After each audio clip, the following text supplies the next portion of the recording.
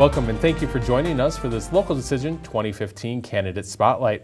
I'm Ben Hale and I'm glad to be sitting down now with Mike Mooney, who is running for mayor in Lino Lakes. Mike, thanks for being here tonight. Well, thank you for having me. Well, let's just start with the simple question of why did you decide to run for this office? Ben, I decided to run for this office. I got the spark from the fire department decision that's taken place in Lino Lakes with the separation of Lino Lakes from Centennial Fire District. I'm the battalion chief at Centennial Fire Station 2, and I've kind of seen the side of this, and I've interacted with the current council in regards to trying to understand why this is taking place. And during that interaction, I kind of got a lot of one-sided comments. I wasn't really one-sided conversations we might have, and there wasn't a lot of listening, and there was a lot of kind of dictating to us. And then I started going to work sessions and city council meetings, and I kind of saw the way there was an interaction with the citizens, and there's an interaction with the other cities, and I just wasn't in agreement with that interaction. I believe in diplomacy, and I believe communication is not dead. You know, we're in a world where it seems like it's a vicious battle all the time, and we got to find a way to make that battle not happen, because when tensions build, good decisions aren't made. So what we need to do is we need to find a way to communicate, relax, and be able to work things out with people. I mean, there's contention with the Charter Commission, there's contention with the other cities, there's contention with citizens. It's all contentious, and I don't think that's the way to go about doing things. So, and I would like to get in there and try to bring kind of a positive-based leadership approach. I believe the city employees deserve to have a leader in place that allows them to work and trusts them and takes their opinions and maybe bounces some ideas off of them, and we kind of work together as a team. It's not a dictation from the leadership. Well, let's dig a little deeper on public safety and specifically on the fire decision. Tell us more in more specifics, kind of why did you oppose Lino Lakes withdrawing from the Centennial Fire District and then the creation of the fire division in their public safety model? Well, the most critical thing with the development of the Lino Lakes Fire Department is their ability to actually have a fire department that will respond when required. So on January 1st or January 27th, whatever date they actually is determined that they're going to respond, they need to have people that can go to a scene and actually mitigate what the problem is. And they don't have a lot of experience. And my first interaction with the mayor and the city council was trying to explain to them what it takes to actually do these things at a fire scene. And it just fell on deaf ears. And it takes experience. It takes years of experience to have a comfort level when you actually have to go to a scene and run command. And there was just no way they would have that years of experience. They got a deputy director of fire that has years of experience, and that's great. They have a gentleman from White Bear Lake that's their battalion chief, but he lives in White Bear Lake. And then their experience level kind of falls off there. And we're on a volunteer paid on call fire department, and these people do not show up to every call because you just can't physically make it to every call. It's impossible for you to make it to every call because you have a life and you have family and you have other responsibilities. So if you don't have a leadership at a scene, I don't see how you can actually function at a scene without some kind of senior leadership. And if you asked any of the crew members that work under me at Station 2, 5 years and under, they would probably tell you they are not comfortable at a scene without senior leadership. Okay. And then in regards to the separation, I mean, the separation is the only reason the separation happened was because of control and the ability not to work with the cities. And it was sold as saving money. There's no proof that it's saving money. We're building a very expensive fire station, $5 million fire station. We're paying police officers an overtime to go to scenes. We're paying them an extra stipend to actually be firefighters. I mean, just that extra stipend is a little over $60,000 a year. And you look at $60,000 is almost an eighth of the budget that they had in the Centennial Fire District. So this came down to a control issue. And if I'm looking at control, is it better to have control and spend more money, or is it better to actually work with the other cities and spend less money? To me, you work with the other, if you can get along with the other two cities and work with them and spend less money, and then you have a better service platform. Let's talk a little bit more about the budget. And you kind of made some allusions to the budget already. The preliminary levy that was passed by the current council at the end of September calls for a 5.34% levy increase next year. If that becomes the final levy in December, when the final levy is approved, that would be the second year in a row of a more than 5% increase in the tax levy. If you were the mayor, would you have supported that type of increase in the levy at this time? I think you would have to get into the budget and really get into why that levy's taking place. And I have not dove into that budget, line by line. I have not been in that budget and to see what it is. But some of that budget is the fire department. A lot of that budget is the fire department. And the interesting comment is if you went to the council meetings and the work sessions, there was actually council members that said, if we don't go over 5%, now we're just pushing it off into the future. So there's actually more money sitting out there that they have to levy on the citizens. And see, to me, that's not long-range planning. So what we cut back, and now we actually have to start increasing taxes. So do I agree with it? I would have to look at it in great deal to see, but we do need to function as a city, right? And with the fire department decision, they're going to have to raise taxes. It's just part of the deal. And okay. so, but it does come down to planning, and just look at the fire department. And I know I'm concentrating on a lot of that, but that's the focus of this last 2 years. Is they kind of said, we're going to do this. We're going to do it now. They had 2 years to build a fire station. That's why they wind up with a $5 million fire station. That's why they wind up with police officers being firefighters. This is not long-range planning. And, okay. Another point on the budget, the plan for the next year's budget is to use about $323,000 from the reserve funds, and then also a transfer of just over $1 million from the closed bond fund, which is excess money when a bond is paid off that goes into this fund.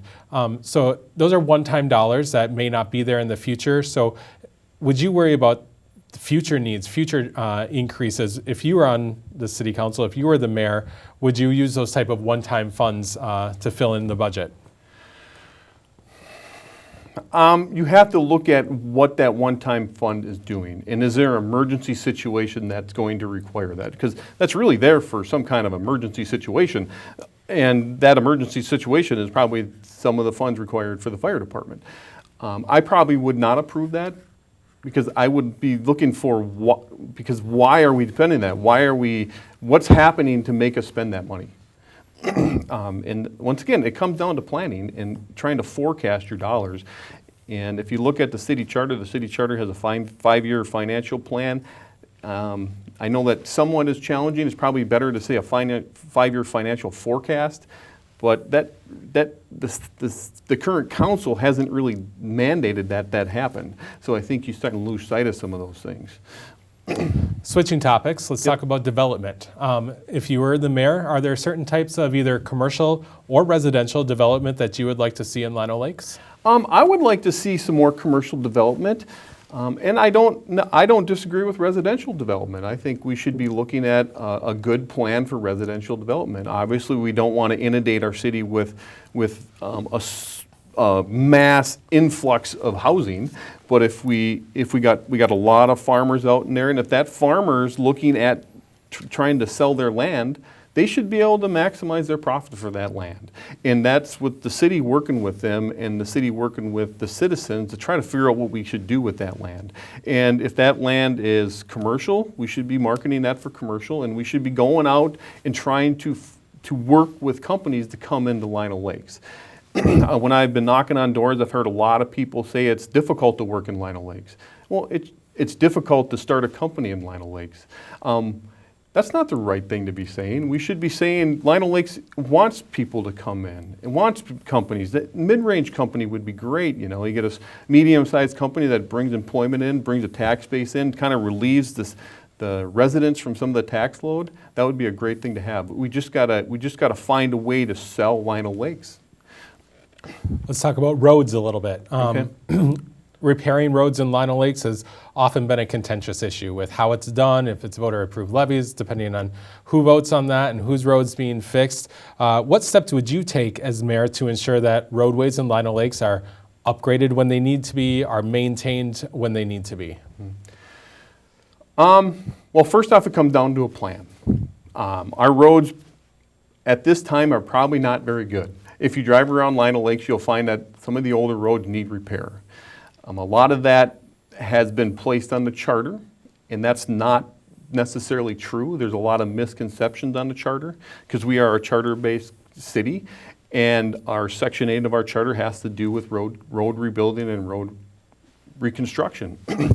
And the current council has kind of used that as an excuse, and and we got to find a way to kind of work around that. And that comes down to planning. I've been a kind of a broken record on that, and that's trying to get your citizens to understand that road repairs need to be done.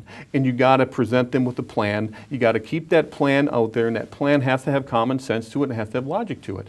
And then you have to know, and within that plan, you'll have an idea on when a road needs to be completely rebuilt. And then you have to start working with your citizens in regards to that. And then you have to work with the employees of the city to try to find the best way to pay for that to maximize the benefit to the taxpayers. Okay. When you think about the role of mayor, being the mayor of the city of Lino Lakes, to you, what would be the most important responsibility of the mayor? I think the most important responsibility is to be a role model in regards to leadership. I have focused a lot on leadership. I have a lot of leadership training. The mayor's job is to be the focal point of a city. You know, he is the one that people come to. You read the paper, you're getting quotes from the mayor, but he's also the one that's dictating how people are working under him within the city. So, and in regards to leadership, I mean, we got to look at not contentious leadership. We got to look at a positive base of leadership that gets people engaged. When you get people engaged, they're more efficient. I mean, if you look at national statistics, most of your employees are working under 50% engagement, which means they're under 50% of efficiency. And the most drawing aspects to taxpayers is city employment. You need them, but if you can get them to work more efficiently, that's costing the taxpayers less money. So, and the way to do that is to bring some goal setting in, to bring some positive-based leadership in, to sit down and work with them, to make sure we have people in the right roles and they're doing it, because nobody goes to work saying, I do not want to do a good job today at work. Nobody does that. So it's our job to give them a place where they can thrive in that, to say, you're coming to work and we're going to make you love this job today. So is that always easy? No, that's not always easy, but there's ways to do it. Well, I'd like to finish up our conversation just with the question that I ask everyone at the end of these conversations, and it's just simply, why should a resident of Lino Lakes vote for you on Election Day? I'm going to spin it back to leadership. I believe we need a new leadership model within Lino Lakes. I've heard it too many times when I've been walking around. When I got involved with the council in the city government, the leadership model I agree with was not there. So we need to engage our city officials, we need to engage our city employees, we need to engage our citizens, we need to find ways to maximize our efficiency of our city employees, and that's not by thumping them on the chest. That's by bringing them up, saying you're doing a good job. If they're not doing a good job, find out why they're not doing a good job. Sit down and talk to them. Maybe it's just something little. You know, sometimes the littlest thing can make somebody not have a good day, and if you just talk to them about it, that'll go a long ways. And it's trying to implement that into the structure of the city so the city starts working more efficiently. And then that's going to trickle off into the other cities. So if you start having this energy in your city that's this great energy, you're going to start working with these other cities, and then you're going to start having people say, you know what, I want to come to Lino Lakes. I want to start a business in Lino Lakes. Well, Mike, thanks for coming in tonight and sharing some of your views with us. I appreciate it. Thank you, Ben.